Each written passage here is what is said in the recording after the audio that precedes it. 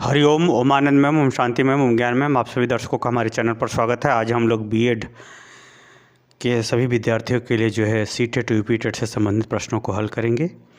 आइए इस वीडियो के अंतर्गत हम सीटेट और यूपीटेट से महत्वपूर्ण प्रश्न जो पिछली परीक्षाओं में आ चुके हैं उससे संबंधित प्रश्न हल करते हैं, समझते हुए हल करते हैं, ताकि इस प्रश्न को अन्य रूपों में अगर पूछा भी जाए तो आप आराम से उसे हल कर सकें। आइए देखते हैं इसको हम लोग। पहला क्वेश्चन है कि व्यक्तिगत रूप से अधिगमकर्ता भिन्न होते, यानी जो विद्यार्थी है वह व्यक्तिगत रूप से किस रूप में भिन्न होता है। पहला है विकास की दर, दूसरा है विकास का क्रम, तीसरा है विकास की क्षमता, चौथा ऑप्शन है वृद्धि और विकास के सिद्धांत। ये आप जान लीजिए कि जो विकास का जो क्रम होता है वो सब में समान पाया जाता है, यानी शैशवावस्था, बाल्यावस्था, किशोरावस्था, युवावस्था, ये सब में क्रम समान होता है। ये भी इसमें भी समानता है। वृद्धि और विकास के सिद्धांत, वृद्धि का भी अपना नियम सिद्धांत होता है, विकास का भी होता है, इसमें भी समानता पाई जाती है। सब में विकास की क्षमता में भी समानता पाई जाती है। जो विकास की जो क्षमता होती है क्यों समानता होती है जानना जरूरी होता है। जैसे बुद्धि की क्षमता सब में समान है, जैसा उपयोग करेगा वैसा वो आगे बढ़ेगा। उसी तरह से जो हमारे जो शरीर की जो अगर हम विकास का अगर रूप लें तो सभी चीज़ों को एक साथ शामिल किया जाता है, तो सभी चीज़ों को मिला करके देखा जाता है विकास में। इसमें शारीरिक, मानसिक, सांवेगिक सभी चीज़ों को मिक्सअप करके क्या किया जाता है, विकास देखा जाए। सबके अंदर भावना होती है, भावना अधिक हो सकती है, कम हो सकती है, लेकिन भावना की क्षमता सब में समान होती है। तो ये तीनों ऑप्शन नहीं होंगे। विकास की दर में भिन्नता होती है। कैसे? जैसे कोई बालक है जल्दी सयाना हो जाता है, कोई बालक थोड़ा देरी से सयाना होता है, लेकिन होते दोनों हैं। यानी उसमें बड़ा होने में उसमें समय भिन्न भिन्न लगा है। उसी तरह से कोई बालक जल्दी तैयार कर लेता है, याद कर लेता है, कोई बालक देर से तैयार करता है। याद भले ही दोनों एक ही विषय किए हों, लेकिन कोई जल्दी कोई देर, यानी विकास का दर है उसमें भिन्न है। वो विकास की दर से भिन्नता पाई जाती है। बुद्धि सबके अंदर समान है, लेकिन याद करने की दर है, ये याद करने की जो प्रक्रिया है वह किसी में जल्दी किसी में तेज ऐसे ही होती है। तो यानी पहला वाले क्वेश्चन का जो अर्थ हो वो सही उत्तर होगा क। विकास की दर में अधिगमकर्ता भिन्नता पाई जाती है। दूसरा क्वेश्चन है किस आयु समूह में बच्चे सक्रिय सदस्य होते हैं। तो यह इसमें किशोरावस्था, बाल्यावस्था, किशोरावस्था, वयस्कावस्था, बाल्यावस्था और प्राक बाल्यावस्था। प्रारंभिक बाल्यावस्था यानी 6 से 8 वर्ष, बाल्यावस्था अगर इसको देखा जाए तो 6 से 12 वर्ष तक होता है, वयस्कावस्था यानी 18 वर्ष से अधिक आयु वाले, किशोरावस्था। अब आपको ये मालूम होना चाहिए कि किस अवस्था का क्या नेचर होता है बालक का, तब इस क्वेश्चन को आप आराम से हल कर सकेंगे। इसका क्वेश्चन का होगा क, उत्तर होगा, दूसरा का क होगा। क्यों?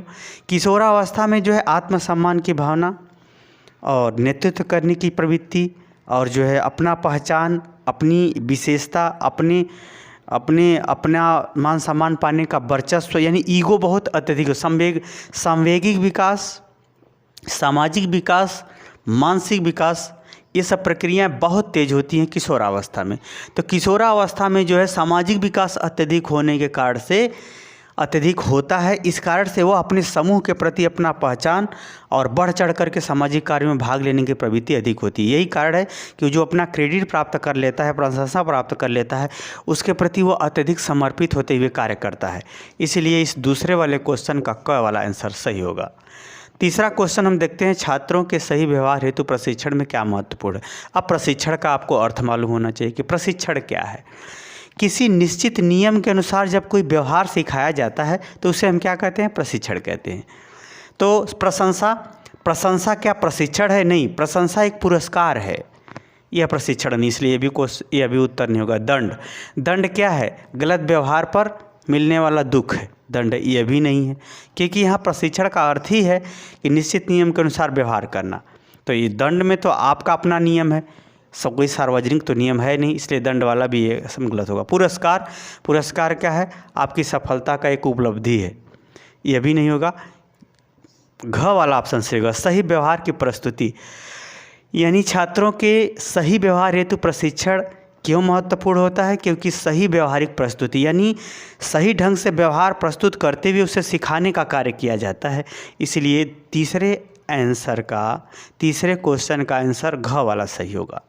आगे चलते हैं, चौथा क्वेश्चन अगर हम देखते हैं, प्रत्ययों का बनने की प्रक्रिया क्या है। प्रत्यय क्या होता है, कॉन्सेप्ट क्या है, अवधारणा क्या है। जैसे आप कोई मित्र है, 10 साल रहे, 5 साल रहे, 2 साल रहे, 6 महीना रहे, तो आपके अंदर एक विचार आता है कि फला लड़का फला नेचर का है, तो उसी को कहते हैं अवधारणा।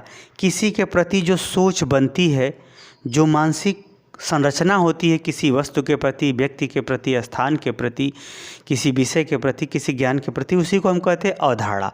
अवधारणा कैसी प्रक्रिया है। अवधारणा क्या विषयगत प्रक्रिया है? हाँ, ये भी प्रक्रिया है।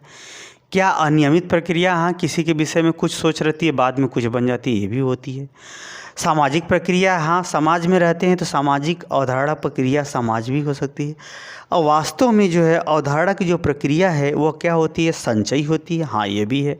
अब देखिए, अवधारणाएं आपके अंदर सोच कई प्रक्रियाओं में बनती रहती है, परंतु हकीकत बात, अगर आपके अंदर सोच बने, वह दिमाग में ही न रहे, तो आप किसी चीज़ को न पहचान सकते हैं, न व्यवहार कर सकते हैं। इसीलिए प्रत्यय बनने की जो प्रक्रिया है वो सबसे व्यापक रूप से संचयी रूप में है। क्यों संचयी रूप में है? क्योंकि जब आपके अंदर वैसी सोच बनती है तब आप वैसा विचार रखते हो या वैसके अनुसार वैसा व्यवहार करते हो। इसीलिए प्रत्ययों का जो बनने वाली जो प्रक्रिया है वह संचयी है, यानी उसके प्रति आप वैसा धारण करके दिमाग में रखते हो, तब वो अवधारणा बनती है। अन्य प्रक्रियाएं अस्थायी रूप से होती हैं, लेकिन संचयी प्रक्रिया अवधारणा के लिए अस्थायी रूप से होती है। इसलिए इन चारों ऑप्शनों में सबसे जो बेस्ट ऑप्शन होगा वह संचयी होगा, कि प्रत्यय बनने की अवधारणा एक संचयी अवधारणा है। क्योंकि वैसा अगर आपके दिमाग में नहीं बैठेगा तो आप वैसा व्यवहार भी नहीं कर सकते हो। इसलिए सबसे बेस्ट ऑप्शंस चौथे क्वेश्चन का चौथा ऑप्शंस होगा। मुझे उम्मीद है कि आप इन चारों क्वेश्चनों से अपने ज्ञान, अपने समझ को मेरे समझ के साथ जोड़ते हुए आगे बढ़ सकते हैं।